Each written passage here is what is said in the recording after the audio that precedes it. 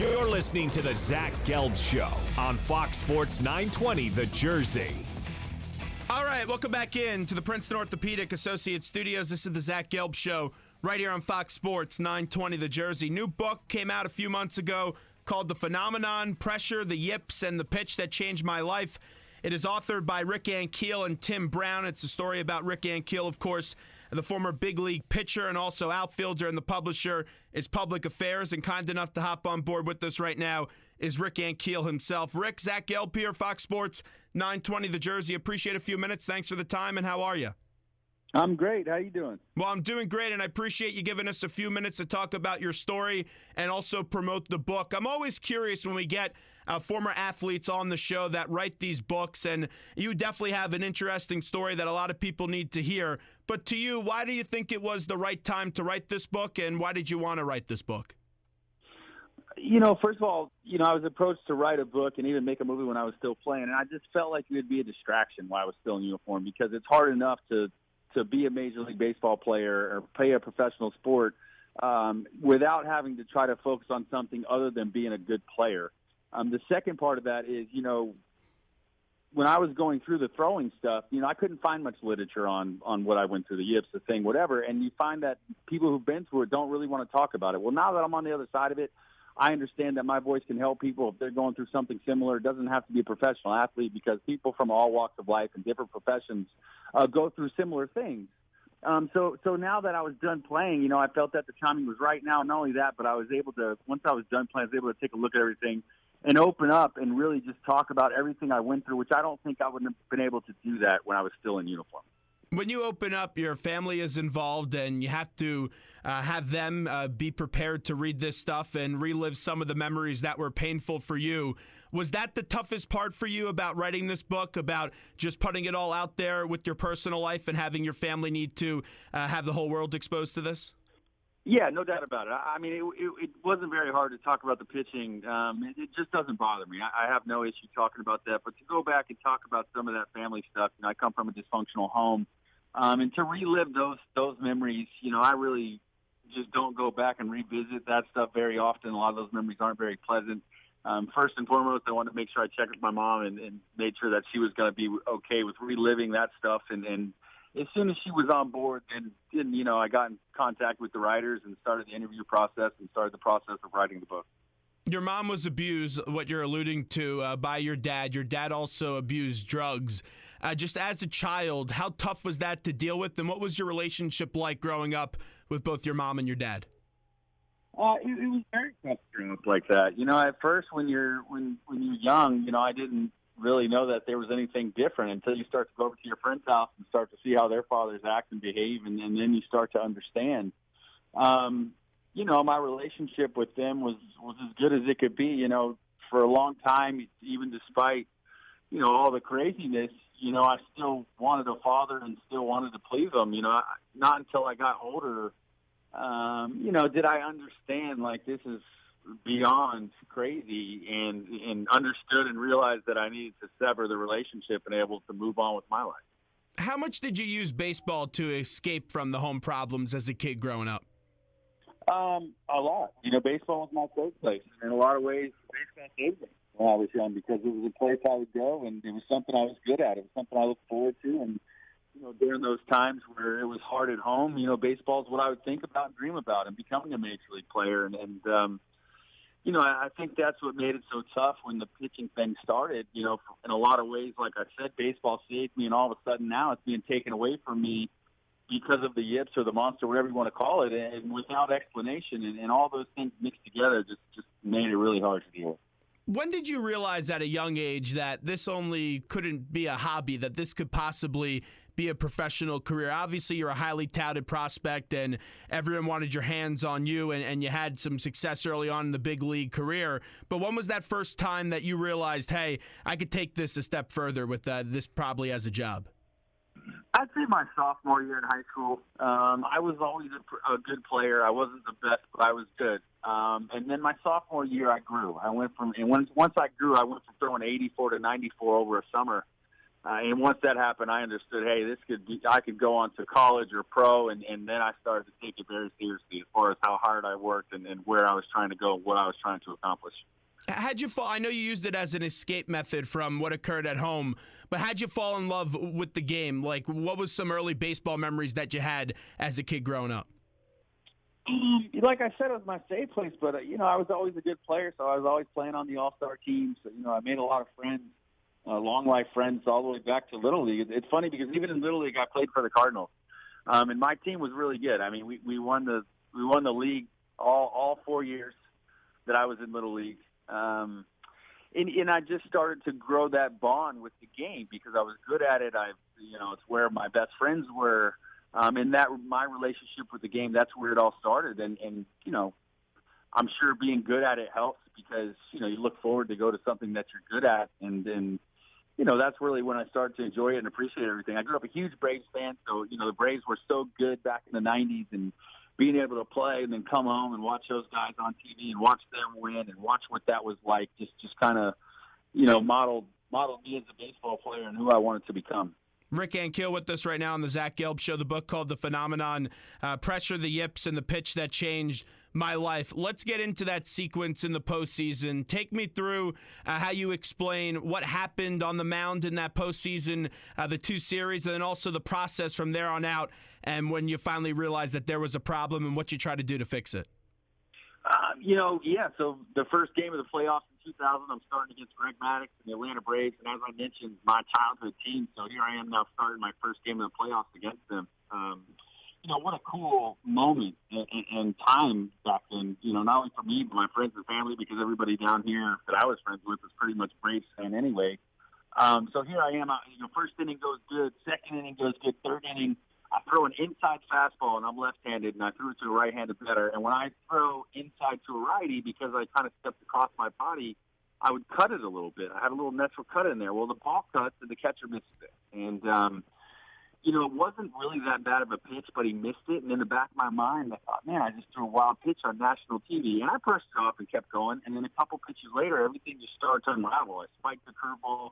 I started to launch balls off the backstop, and all of a sudden, everything that had worked for me mechanically as far as getting my cues and getting myself back on track whenever I got off track before that wasn't working, whether it be lead with my elbow or lead with my hip. I'm trying all these things and nothing's working. I mean, it just seems like things are getting worse. I'm starting to throw balls more, farther off than I was the whole time. So, after the game, and I was so young, I really just didn't understand what was happening. I had no idea of the magnitude of this. And I remember saying to the media after the game, hey, look, this is a mechanical flaw. It'll never happen again. And then we move on, then I move on to the second game.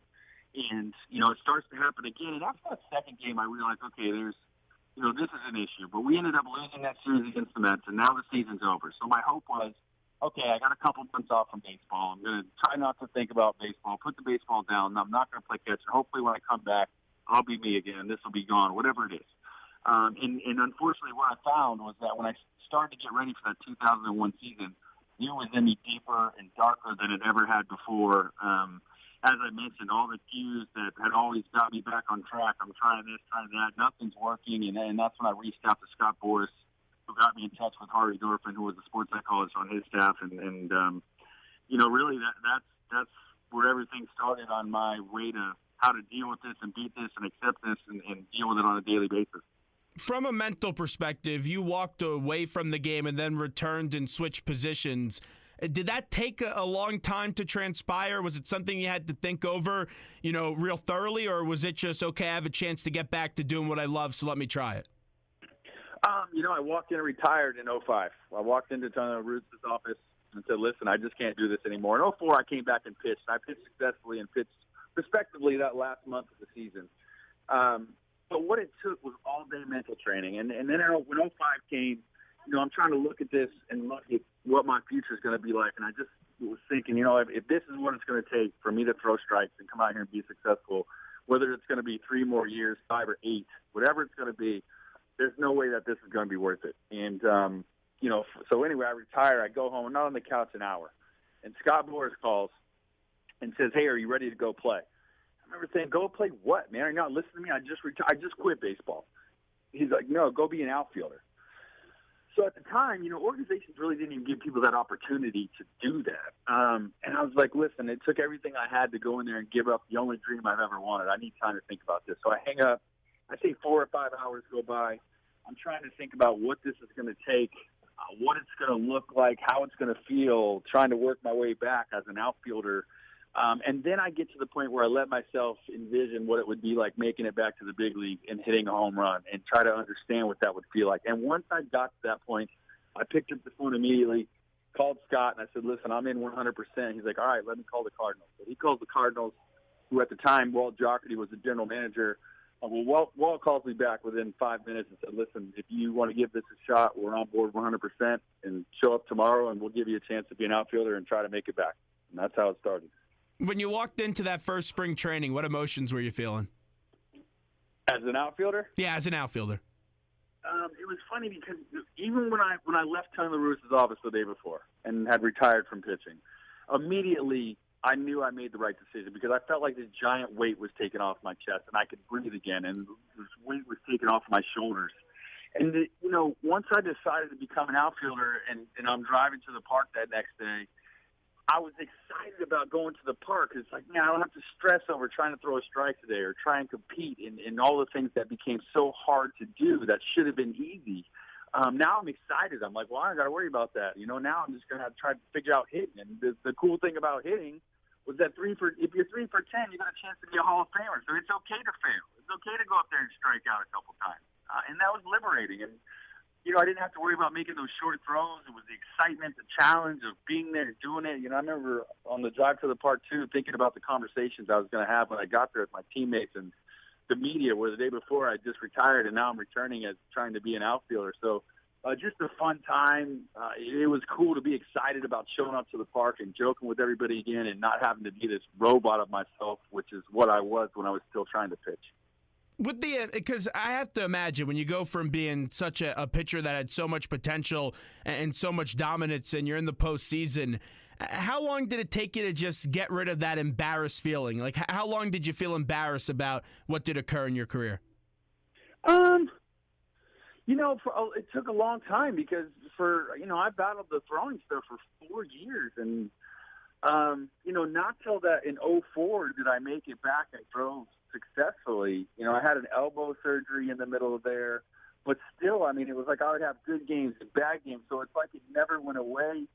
You're still constantly doing of it, and you're always reminded of it because you're walking down the street and you're getting this weird look from people, and it's almost a sympathetic look that's hard to swallow because you don't want to feel like you're being looked at in a sympathy kind of way. It doesn't make you feel good. It's like, man, I'm that messed up that people I don't even know feel bad for me. So that took a while, and then eventually get to the point where you have to try to block those people out despite what's going on and try to focus on throwing. So it did take a long time to get past that. Do you miss the game, and do you plan to maybe get back into the game in like a front office role or try to get into coaching? I'm a sports analyst for Fox Midwest. Yeah, I do miss the game, and I watch a ton of baseball. I miss the guys. I miss that camaraderie. I miss the competition. I love what I do now, but there's just nothing that's ever going to compare to playing against the best in the world. To know that you deserve to be there and compete against the best the world has to offer. There's just something about that competition day in and day out. Like I said, I love being a sports analyst, so I'll always stay involved in the game in some type of way. And, it's yet to be seen what that'll be moving forward. But like I said, I do like the sports analyst stuff, so if this keeps going well, then I'll stay in that fashion. Wrapping up with Rick Ankiel, who joins us right now. The book, The Phenomenon, Pressure, the Yips, and the Pitch That Changed My Life. The publisher is Public Affairs, and Rick wrote the book with Tim Brown, a legendary baseball writer. Rick, let me ask you this, because I know you've done 1,000 interviews, but explain the story here, how you once led to drinking before games. Yeah, in 2001, that was really some of the hardest times there was. There was times during that, I wake up in the middle of the night of having a nightmare, not being able to throw a strike, drenched in sweat, my heart beating 100 miles an hour. It was just an ongoing revolving door of hard things to deal with, just one after another that kept magnifying. That first start of that year, I'm going to start against Randy Johnson in Arizona, And a couple weeks before, somebody had mentioned to me, hey, maybe you should just try pitch and buzz. Maybe that would work. And I just kind of laughed it off, like, yeah, whatever. And I remember waking up that morning of the game, and even in the morning, and I'm talking 8 hours before the game's going to start, the anxiety that I felt was through the roof. The closer it got to the game, the worse it got. And I walked into the clubhouse, and I went to my friend Daryl Kyle, who was another pitcher on the team and a mentor of mine. I said, look, I got no chance to be successful. Is there any way you can go find me some liquor and put it in a water bottle? And he's like, look, man, you got to do what you got to do. I'll take care of it. And, it ended up working. And I'd say about the third inning, I could feel the anxiety try to overcome the alcohol. I just kept sipping on the water bottle, and it worked. I ended up beating Randy Johnson. I remember after the game, I was talking to my sports psychologist, and I'm like, telling him that I had to drink my way through it. And he's like, I understand what you did, but I just want you to know it's not real. And I remember saying to him, what's not real? We won the game. That win in the win column next to my name is real, and we won. So I tried it again the second game, and dang it, if he wasn't always right, because during the second game, the anxiety just overcame the alcohol. And then I realized, hey, this ain't the answer, and I need to face this head on. Now, I know you talked about the one teammate that knew that you were drinking before the game. Did any of your other teammates know before that start against Johnson? No, unless he told somebody, which I doubt he would have, because, our relationship was like that. And, as a teammate, it's a brotherhood, especially the relationship that we had, so I would highly doubt that he would have told anyone else. Rick, I also want to ask you about this, because I always remember growing up as a fan of the game. I'm a little bit younger than you, if you can't tell, that Darryl Kyle passing away, and I know he was a former teammate of yours. Can you just reflect on what Darryl meant to you, and also just what do you remember about the day that he unfortunately passed away? Darryl was huge. I mean, I came in when I got to the league. I was from a small town, as green as could be, and Darryl really just took me under his wing, and he's teaching me not only about pitching, but what it meant to be a professional, and what it meant to wear the Cardinals across my chest, and everything that he could possibly relay to me and teach me on how to be a better person and professional, etc. He did, and he was such a fun teammate, so good to be around.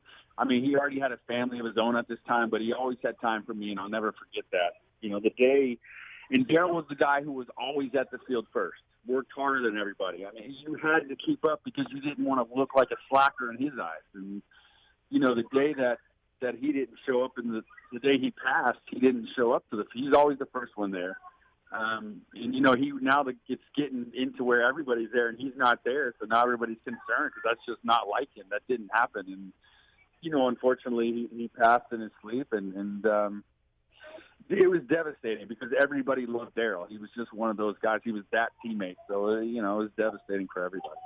On the way out with Rick Ankiel, let's just take care of some local baseball business with the New York teams and also the Philadelphia Phillies. I want to ask you this because you obviously had your struggles as a starting pitcher like we're talking about. The Mets, they got that taste of success, and now a lot of their big guns have been hurt.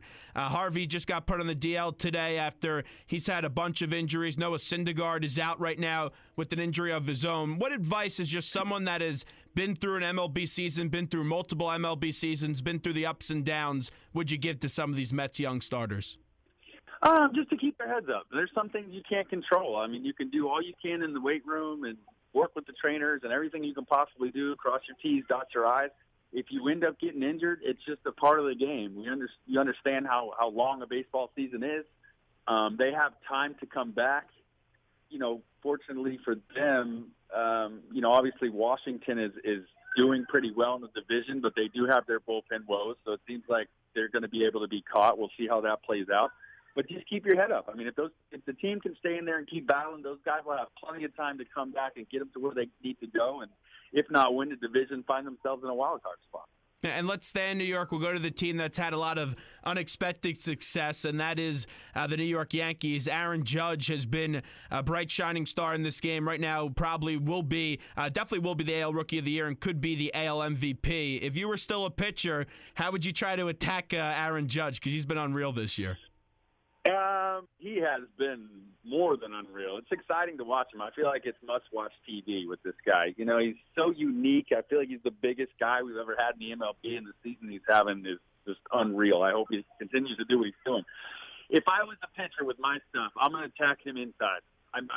He's done so well with hitting the ball the other way. I'm going to make him think about that inside corner. Not only am I going to pitch in there for effect, but I'm going to pitch in there for strikes. And then with my curveball, I'm not afraid to throw it to anybody. So at some point, he's going to get it. And then finally, let's head down the turnpike and take care of the Philadelphia Phillies, wrapping up with Rick Ankiel, who joins us right now.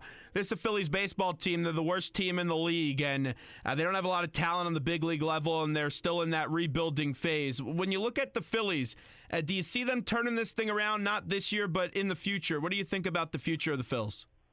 Yeah, I think they're young and athletic, and they have to understand that as a team. I mean, they still got to go out there and try to win and understand that they're trying to find themselves as big league players, and they're not ready to win yet, so it's not like they can just go make moves and compete. But just to keep going and keep learning and understanding the division, the leagues, how they're going to get pitched, how they're going to pitch players if they're a pitcher.